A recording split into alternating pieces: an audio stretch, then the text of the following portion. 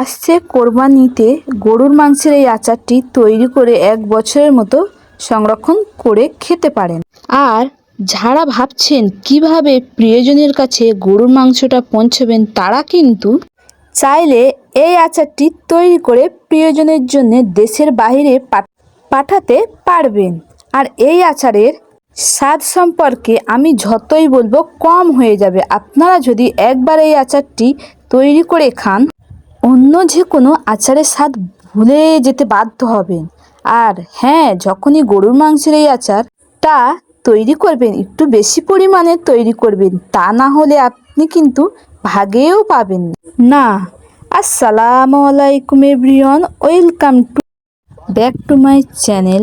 আজ আমি চলে এসেছি আরও একটি নতুন গরুর মাংসের আচারের রেসিপি নিয়ে। এত আচারের মাঝেও গরুর মাংসের আচারটা আমার কাছে খুবই জনপ্রিয়। সামনে যেহেতু কুরবানির ঈদ চলে আসছে, এখন পারফেক্ট সময় বেশি পরিমাণে গরুর মাংসের আচার তৈরি করে সারা বছরের জন্য সংরক্ষণ করে রাখা। কারণ এই আচারটি এত মজার, খেতেও এত সুন্দর। আপনারা পারলে যে কোনো গরম ভাত, রুটি অথবা নানপুরি, পরোটা সব কিছুর সঙ্গে খেতে পারবেন। জাস্ট এত সুন্দর, অসাধারণ, না খেলে আপনারা বিশ্বাস করবেন না। এমনি তো গরুর মাংস পাওয়া যায় না, এই ঈদের সময় অবশ্যই গরুর মাংসের পরিমাণটা বেশি পরিমাণে বাড়িতে থাকে। তাই চলুন এই আচারটি বানিয়ে ফেলি। বিসমিল্লাহ। আমি এখানে হাফ কেজি মতো মাংস নিয়েছি, গরুর মাংস, সলিড মাংস, কোনো চর্বি এবং হাড় নেইনি। দেখুন এখানে মশলাগুলো নিয়েছি: হলুদ গুঁড়ো হাফ চা চামচ, লঙ্কার গুঁড়ো হাফ চা চামচ, ধনে গুঁড়ো হাফ চা চামচ, জিরে গুঁড়ো হাফ চা চামচ, গরম মশলা হাফ চা চামচ এবং আদা রসুন 1 চা চামচ করে, আর 2টো লঙ্কা, 3টে এলাচ এবং তেজপাতা। আমি এখানে একটা প্যান নিয়েছি, প্যানের মধ্যে আমি গরুর মাংসগুলোকে দিয়ে দিচ্ছি। আপনারা পারলে বড় ছোট কেটে নিতে পারেন, আমি বড় করে কেটেইছি, আপনারা ছোট করেও নিতে পারেন।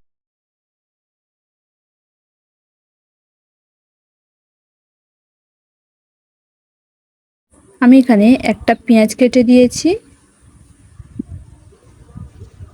যে মশলাগুলো আমি রেখেছি দেখুন: হাফ চা চামচ হলুদ গুঁড়ো ও গুঁড়া 1 চা চামচ, এবং আদা বাটা 1 চা চামচ, রসুন বাটা 1 চা চামচ, গরম মশলা 1 চা চামচ, ধনে গুঁড়া 1 চা চামচ এবং জিরা গুঁড়া 1 চা চামচ। তাতে আমি ঘরোয়া পদ্ধতি যে অথেন্টিক মশলা বানিয়ে রেখেছিলাম, গরম মশলা 1 চা চামচ দিয়ে দিয়েছি, এবং পরিমাণ মতো স্বাদ লবণ অবশ্যই দিতে হবে, যা পরিমাণ মতো স্বাদে লবণ দেবেন।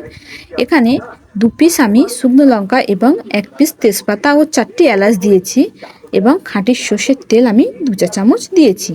অবশ্যই খাঁটি সর্ষের তেলটা ব্যবহার করতে হবে, কারণ এটি হলো গরুর মাংসের আচার। আপনারা জানেন প্রতিটা আচারের ফ্লেভার এবং খুব সুস্বাদু স্বাদ আনার জন্যে এখানে সর্ষের তেল অবশ্যই ব্যবহার করতে হবে। আমি এখানে খাঁটি সর্ষের তেল ব্যবহার করেছি 2 টেবিল চামচ। এটাকে এখন আমি ভালো করে মাখিয়ে নেব মশলাগুলো সুন্দর করে। আচার মানে সরিষার তেল। এইবারে সব মশলাগুলো আমি ভালো করে সঙ্গে খুব ভালোভাবে মাখিয়ে নেব। এখানে আমি পরিমাণ মতো পানি দিয়েছি। অবশ্যই আধা কেজি গরুর মাংসে আমি এখানে 2 কাপ পানি দিয়েছি। আপনারা যে যেরকম পরিমাণে মাংস নেবেন সেই পরিমাণে অবশ্যই পানি অ্যাড করবেন, নাহলে গরুর মাংসের সেদ্ধ হতে একটু দেরি হয়। অবশ্যই সেই বুঝে পানি আপনারা ব্যবহার করবেন। আমি এখানে গ্যাসের প্যানটা বসিয়ে দিয়েছি, দিয়ে আমি কিছুক্ষণ দেখুন জাল দিয়ে নিয়েছি। 20 মিনিট পরে দেখুন অনেকটা পানি শুকিয়ে গেছে। আমি এটাকে অল্প অল্প করে নাড়াচাড়া করে নেব, যাতে নিচে না বসে যায়। গরুর মাংসটাকে অনেক সময় ধরে অনবরত নাড়াচাড়া করে নিতে হবে, যাতে নিচে না বসে যায়। নিচে বসে যাওয়ার সম্ভাবনা থাকে। অবশ্যই গ্যাসটাকে লো ফ্লেমে রেখে গরুর মাংসটাকে কষিয়ে নেবেন। দেখুন কত সুন্দর একটা কালার চলে এসেছে। এই রকম নাড়াচাড়া অনবরত করতে হবে। এই পর্যায়ে দেখুন পুরোপুরি পানিটা টেনে নিয়েছে গরুর মাংসে। এখন আপাতত গরুর মাংসের যে তেলটা বার হয়েছে সেই তেলটা রয়েছে। এটাকে আমি আরও অনবরত কিছুক্ষণ নাড়াচাড়া করে ভালো করে এটাকেও মাংসের সঙ্গে ভালো করে মাখিয়ে নেব। আরও একটু ভালোভাবে কষিয়ে নিচ্ছি, মাংসের কালারটা কিছুটা কালচে হয়ে আসা পর্যন্ত। সামনে কুরবানির ঈদ, অবশ্যই গরুর মাংসের প্রতিটা ঘরে ঘরে অবশ্যই চেষ্টা করবেন এই রকম গরুর মাংসের আচার বানিয়ে রাখার জন্যে। যখন পারবে তখন রুটি, নানপুরি অর্থাৎ নান রুটি, মুড়ি অথবা ভাত, প্রত্যেকটা জিনিসের সঙ্গে খেতে জাস্ট অসাধারণ। এতটাই সফট ও এতটাই সুন্দর। একবার খেলে অবশ্যই বারবার এই আচারটি প্রতিটা বছর আপনি করে রাখার চেষ্টা করবেন। আধা ঘন্টা পর্যন্ত দেখুন মাংস থেকে পুরোপুরিভাবে পানটা টেনে গেছে। এই পর্যায়ে আমি একটু ভালোভাবে কষিয়ে নিচ্ছি, মাংসের কালারটা কিছুটা চেঞ্জ হয়ে আসা পর্যন্ত। দেখতে পাচ্ছেন চেঞ্জ হয়ে গেছে মাংসের কালারটা। আমি এখানে একটি কড়া বসিয়ে দিয়েছি। আমি এখানে 200 গ্রাম মতো খাঁটি সর্ষের তেল ব্যবহার করছি। অবশ্যই খাঁটি সর্ষের তেলটা ব্যবহার করার চেষ্টা করবেন। আচার মাত্রই খাঁটি সর্ষের তেল। গরুর মাংসের আচারটি সারা বছর সংরক্ষণ করে রাখতে চান, অবশ্যই তেলের পরিমাণটা বেশি দিতে হবে। আমি এখানে 8 পিস মতো শুকনো লঙ্কা নিয়েছি। শুকনো লঙ্কার আচারের ফ্লেভারটা খুব সুন্দর আসে। আমি এখানে গোটা রসুনের কোয়া দিয়েছি 5টা এবং এলাচ দিয়েছি 4টে। এবারে নেড়ে চেড়ে সব কিছু খুব ভালোভাবে আরেকটু ভেজে নেব। রসুনটা যখন ভাজা হয়ে গিয়েছে তবে সুন্দর একটা ফ্লেভার ছড়িয়েছে, তখনই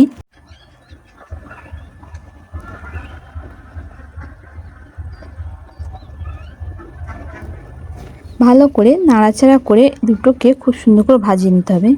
দেখুন এখানে একটা তেজপাতা আমি দিয়ে দিয়েছি।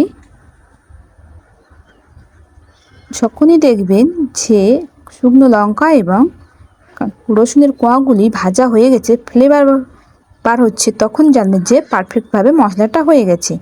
এর মধ্যে আমি দিয়ে দিচ্ছি আগে থেকে প্রিপেয়ার করা মাংসের টুকরাগুলো। এক এক করে আমি সব দিয়ে দিচ্ছি। এইবারে এই তেলের মশলার সঙ্গে মাংসের টুকরোগুলো খুব ভালোভাবে কষিয়ে নিচ্ছি। মাংসের আচারের মশলাগুলি খুব সুন্দরভাবে দেখুন মাংসের সঙ্গে মিশে গেছে। এই কারণে আচারটা খেতে এত মজা। এবং অনবরত নেড়ে চেড়ে এইভাবে নেবেন, কোনো মশলা যেন পুড়ে না যায়, তাহলে কিন্তু আচারের টেস্ট নষ্ট হয়ে যাবে। করতে করতে দেখতেই পারছেন আচারের কালারটা অনেকটাই চেঞ্জ হয়ে গেছে। এই পর্যায়ে আমি আরও ভালো করে খুব সুন্দর করে নাড়াচাড়া করে নেব, যাতে মশলাটা না পুড়ে যায়।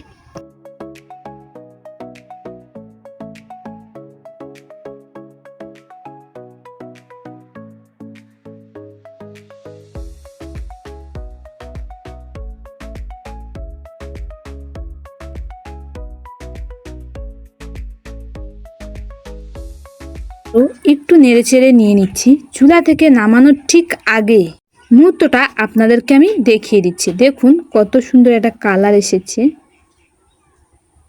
পুরোপুরিভাবে গরুর মাংসের আচারটি ব্যাস রেডি। মাশাআল্লাহ, খুব সুন্দর কালার। এই তেলটা কত বেশি লোভনীয় হয়েছে, এটা খিচুড়ির সঙ্গে বা আপনারা মুড়ির সঙ্গেও মিশিয়ে খেতে পারেন। এই আচারটি এত লোভনীয়, এত সুস্বাদু, আপনারা পারলে বাড়িতে যে কোনো চালের আটা রুটি অথবা গরম ভাত, কিংবা আপনারা পারলে নানপুরির সঙ্গে, নান রুটির সঙ্গেও খেতে পারেন। এত মজার খেতে, আপনারা বিশ্বাস করতে পারবেন না। সামনে তো কুরবানি ঈদ, আসলে আপনারা এই আচারটি বানানো কোনোভাবে মিস করবেন। এই আচারটি পারলে আপনারা 7 থেকে 8 দিন পরে অবশ্যই ব্যবহার করে খেতে পারেন।